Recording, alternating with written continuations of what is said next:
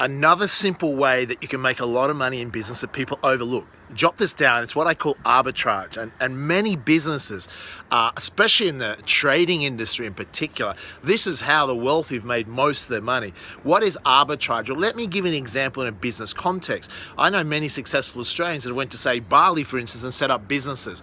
So let's say setting up a cafe in Australia may not be high profit margin because there's a lot of high labor costs, etc. And it can be thin margins and people can struggle to make money in Australia. Yet they've gone over in Bali, and because they're able to arbitrage labor costs, meaning they can employ people for very low cost, but Australians that go there will often still pay Australian prices or close to that in some cases.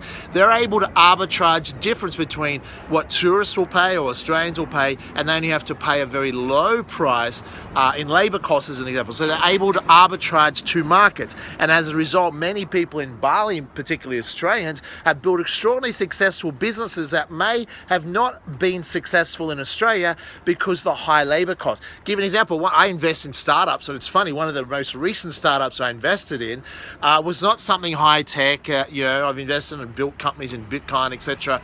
But this wasn't even low tech. This is a business I would have never invested in a startup in Australia. It was a wholesale bakery. But because it was in Bali and because the right people were in place, I was happy to be the main investor in that business.